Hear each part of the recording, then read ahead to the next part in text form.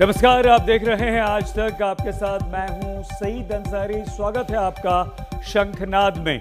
तो शंखनाद में आज उस आवाज के खिलाफ जो कहती है कि अपराध रोकने का एकमात्र तरीका है अपराधियों का एनकाउंटर। सुनने में अजीब लग रहा है, मगर बिहार में बीजेपी के विधायक यही चाहते हैं कि बिहार में अपराधियों की गाड़ी पलटना बहुत जरूरी है।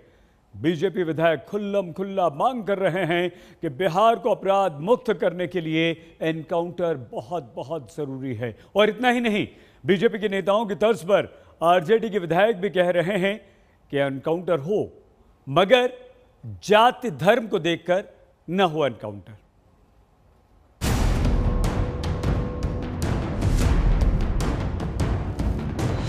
सीतामढ़ी में रंगदारी न देने पर व्यवसायी की हत्या।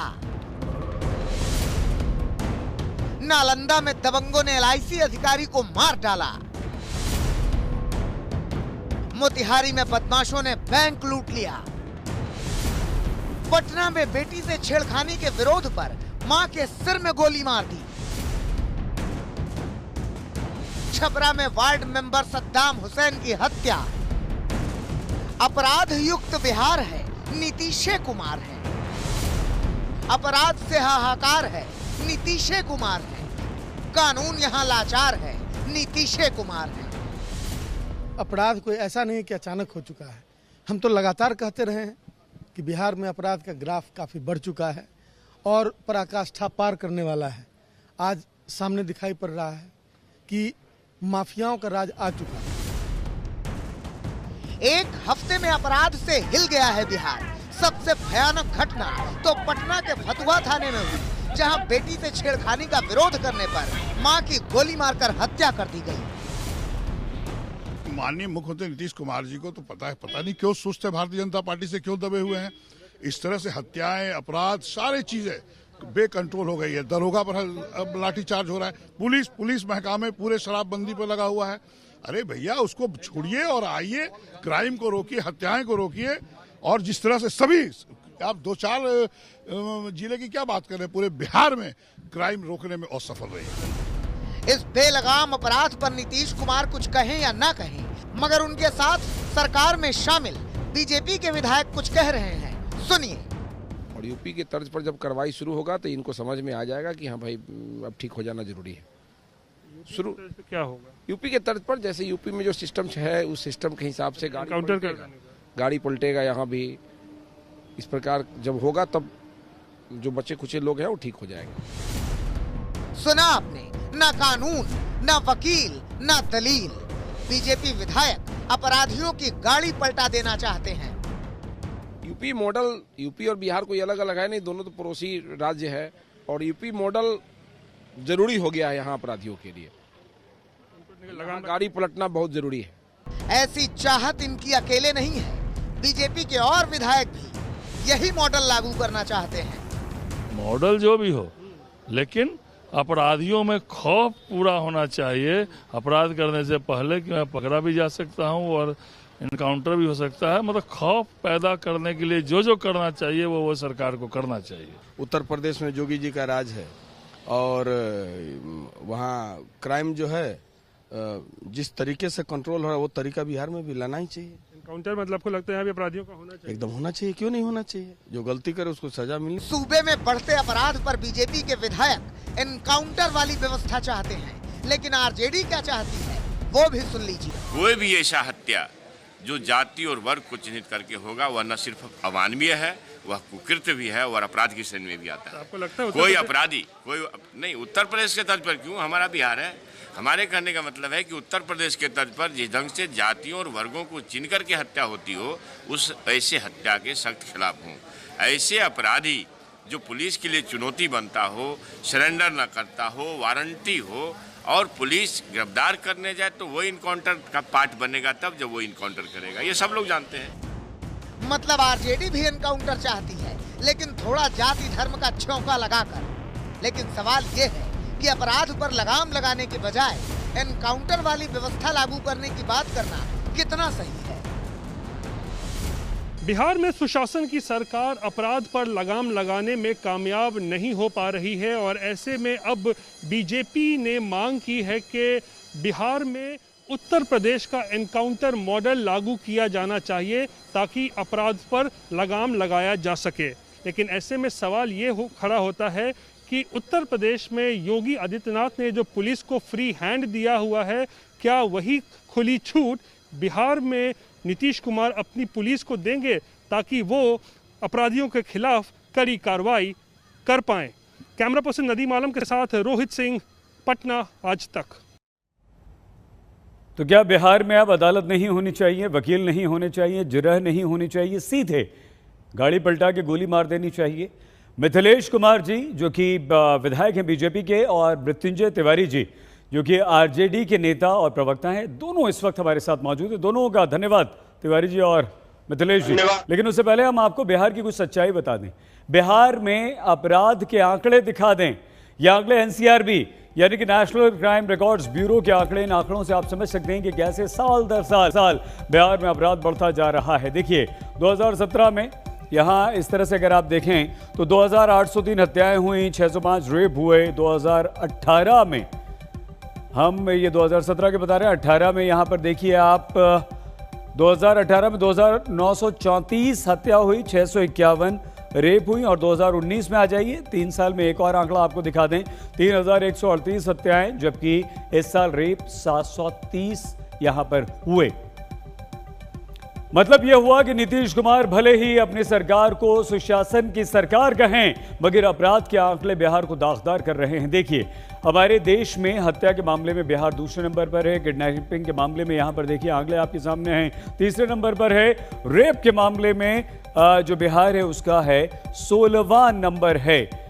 अब एनसीआरबी के नेशनल क्राइम रिकॉर्ड्स ब्यूरो के ये आंकड़े हैं, और इससे आप अंदाज़ा लगा सकते हैं कि बिहार में स्थिति क्या है, किस तरह से वहाँ पर अपराध लगातार बढ़ता जा रहा है, और कैसे बिहार की जो सरकार है, नीतीश कुमार की सरकार है, वो अपराध पर काबू पाने में नाकाम रही है।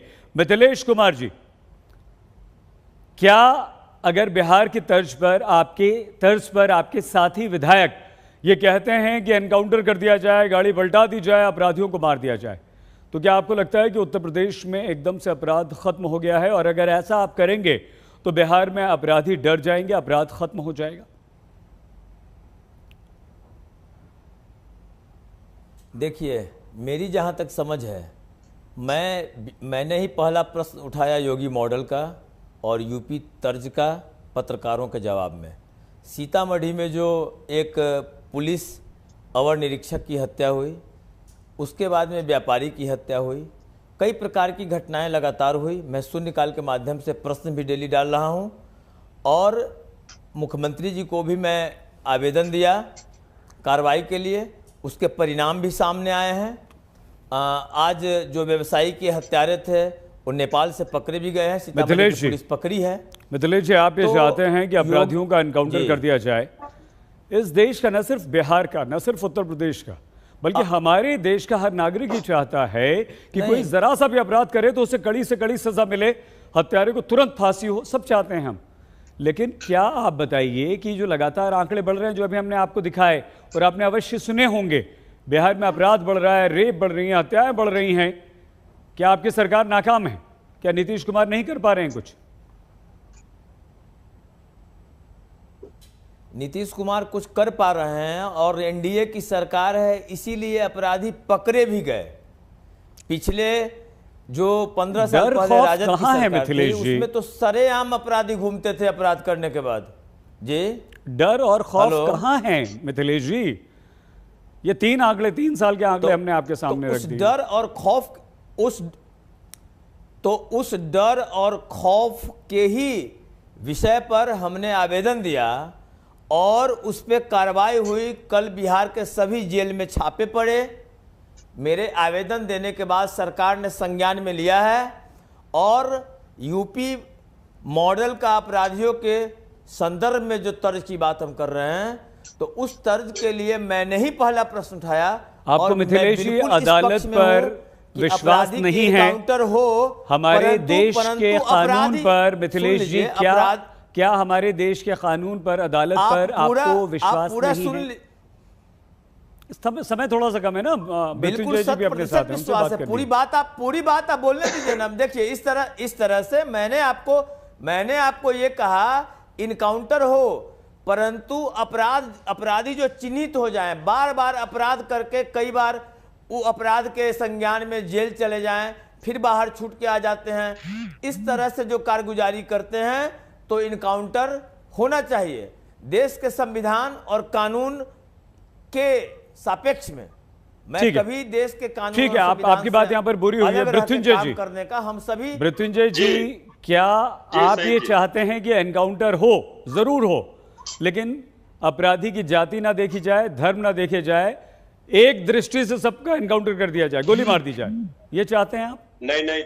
नहीं, देखिए सही अपराधी होता है। अपराधी को जाति और धर्म में कृपया करके सकारात्मक, आप लोग चौथा स्तंभ है पत्रकारिता के, जी हो गया आपका, बोल लिया, थोड़ा बोलने दीजिए। लोकतंत्र के चौथा स्तंभ है। जी मिथिलेश जी बोलने दीजिए, मृत्युंजय जी को बोल लेने दीजिए।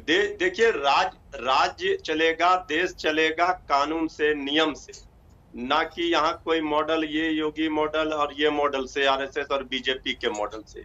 ये शर्मनाक बयान है बीजेपी के विधायक। इसका मतलब है कि नीतीश कुमार की नाकामी जो हम लोग, अरे तो आपके नेता, आपके विधायक भी तो कह रहे हैं मृत्युंजय जी। उन्होंने क्या कहा? उन्होंने कहा इस मॉडल को लेकर के, जो योगी मॉडल की बात कर रहे हैं, अपराधियों पर शासन प्रशासन इकबाल से चलता है। सही जी, जब शासन प्रशासन में चोर दरवाजे से लोग राजनीति के सत्ता में आएंगे तो प्रशासन का इकबाल और शासन का इकबाल काम नहीं कर पाएगा, और अपराधियों का मनोबल बढ़ा हुआ है, अपराधियों का तांडव है, अपराधियों का आरजेडी के नेता, आरजेडी के विधायक ये नहीं कह रहे हैं मृत्युंजय जी कि एनकाउंटर, आप इस बात के सख्त खिलाफ हैं कि एनकाउंटर नहीं होना चाहिए?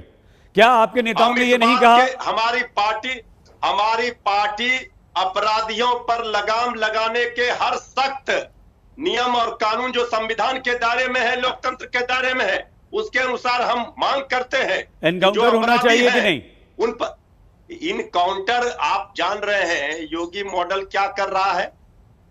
विशेष धर्म विशेष, जाति विशेष को पकड़कर आप यही बात, यही आरोप आप लगा रहे हैं। क्या तात्पर्य है आपका? क्या आशय है आपका इससे मृत्युंजय जी? क्या आशय है आपका? बांटने वाली राष्ट्रीय जनता दल की, हम क्या कह रहे हैं? हम अपराध के खिलाफ है। अपराध बेलगाम क्यों है? इसलिए सत्ता के संरक्षण में अपराध हो रहे हैं, कारगुजारी है। अरे सुनिए ना भाई, कारगुजारी राष्ट्रवाद के साथ आना पड़ेगा। सुनिए तो माननीय विधायक जी, सुन लीजिए, बेटे हो चाहे किसी जाति के हो, किसी समुदाय को, किसी धर्म के हो, अपराध हो रहे हैं। आम आदमी को गोली मारा जा रहा है, अपराधी खुलेआम घूम रहे हैं, राज्य के लिए उस पर आप लगाम नहीं लगा पा रहे हैं। अपराधी तो को आप कड़ी तो से सत्ता कड़ी में सजा नहीं मिलेगी। संरक्षण दीजिएगा अपराधियों को, संरक्षण करेंगे, एक-एक करके बोलिए प्लीज। राजनीतिक दल अपराधी का संरक्षण करेंगे तो समाज सुरक्षित नहीं रह पाएगा। बीजेपी तो संरक्षण देती है, अपराधियों को बचाती है, निकल रही है, निर्दोष राजद की सरकार में जो मिथिलेश जी, मृत्युंजय जी, एक-एक करके बोल लीजिए, आपकी आवाज सुनाई तो दे। अरे दर्शकों को कुछ समझ नहीं आ रहा। लोकतांत्रिक माध्यम से अपने दल के अंदर, अपने सरकार के अंदर अपनी आवाज को रखता है, लेकिन राष्ट्रीय जनता दल के अपराधी अपराध करते थे, लेकिन लालू जी के सामने किसी को बोलने की हिम्मत नहीं होती थी। इनका लोकतांत्रिक तरीकों से हमारे नेता नीतीश जी ने कहा लोकतांत्रिक तरीकों से बात को रखना है, और जो सही विषय है उस सही विषय के लिए हम लोग लोकतंत्र में एक जिम्मेवार चैनल पर बैठे हुए हैं, और आज तक के चैनल पर देश देख रहा है कि कैसे विधायक है बीजेपी के, इनको ज्ञान नहीं है कैसे डिबेट करना है। पत्र लिखने का परिणाम भी आया, परिणाम आया लिखने का, बिहार में सभी जेलों पे तो सरकार की आलोचना करने वाले पर कार्रवाई करेंगे। अच्छा मृत्युंजय जी, मिथिलेश जी, एक सेकंड रुक जाइए आप दोनों, आप दोनों प्लीज एक मिनट रुक जाइए, वरना आवाज बंद करनी पड़ेगी आप दोनों की। पुलिस से अपील किया है मिथिलेश जी, मिथिलेश जी, मृत्युंजय जी चुप हो गए। मिथिलेश जी सवाल सुन लीजिए। मिथिलेश जी, आपने कहा कि आपको हमारे देश के कानून पर, अदालत पर पूर्ण विश्वास, आपने ये बात कही। अब अदालत तो ये नहीं कहती है कि हमने एक बार किसी को सजा दे दी, वो जेल चला गया, और अगर दूसरी बार वो कोई अपराध करता है तो पुलिस उसे गोली मार दे, उसकी गाड़ी पलटा दे और उसे गोली मार दे। तो क्या आप जिस तरह से आपने मुख्यमंत्री को पत्र लिखा, क्या मिथिलेश जी उसी तरह से आप कुछ कानून में संशोधन या कोई नया कानून लाने की वकालत करेंगे, बात करेंगे, तरीके से होगा ना। पुलिस नहीं ना किसी को जाके गोली मार देगी। एक second Mrityunjay ji please, Mrityunjay sir बताइए, मिथिलेश जी कुछ करेंगे ऐसा आप?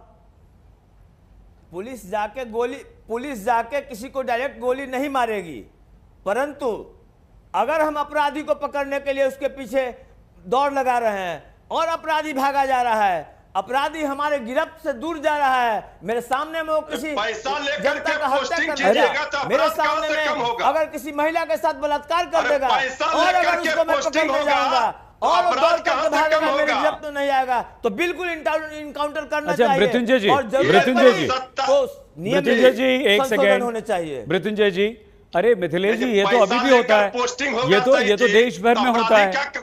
अगर कोई भी अपराधी भागता है तो पुलिस को ऑर्डर्स थोड़ी लेने हैं किसी से अदालत से जाकर, मुख्यमंत्री से जाकर, किसी से। एक सेकंड मृत्युंजय जी, किसी से आदेश नहीं लेना, पुलिस तो गोली मारेगी, उसे रोकेगी।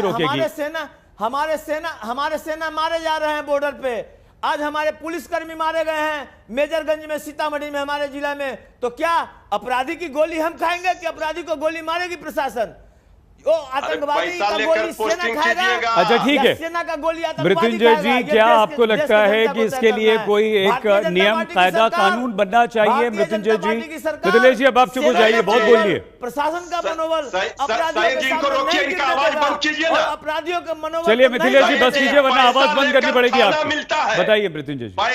पैसा लेकर थाना मिलेगा, पोस्टिंग मिलेगा, जिला मुख्यालय में एसपी की पोस्टिंग होगी पैसे लेकर, तो पैसे लेकर पोस्टिंग कीजिएगा, कानून का राज कहां से स्थापित होगा? सत्ता के संरक्षण में अपराधियों का मनोबल बढ़ेगा। गाली देने वाले, सरकार की आलोचना करने वालों को आप गिरफ्तार कीजिएगा और अपराधी गोली मारकर खुलेगा घूमेगा। सरकार का इकबाल समाप्त हो गया। मिथिलेश कुमार जी, मृत्युंजय तिवारी जी, आप दोनों का बहुत धन्यवाद। बीजेपी और आरजेडी के ये दो नेता यहां पर हमारे साथ थे। बीजेपी के कई सारे नेताओं ने और विधायकों ने ये कहा है कि अब हमें उत्तर प्रदेश की तरह अपराधियों का सीधे एनकाउंटर कर देना चाहिए। चलिए अब अगली खबर की तरफ चलते हैं। बात और खबर महाराष्ट्र के जलगांव की है। जलगांव में एक महिला हॉस्टल में लड़कियों के न्यूड डांस पर हंगामा मचा है। आरोप लगा है कि पुलिसकर्मियों ने जबरदस्ती लड़कियों को डांस करवाया है। ये मामला विधानसभा में गूंजा, मगर आज महाराष्ट्र के गृह मंत्री अनिल देशमुख ने यह साफ साफ कहा कि ऐसा कुछ भी जलगांव में महिला हॉस्टल में नहीं हुआ है।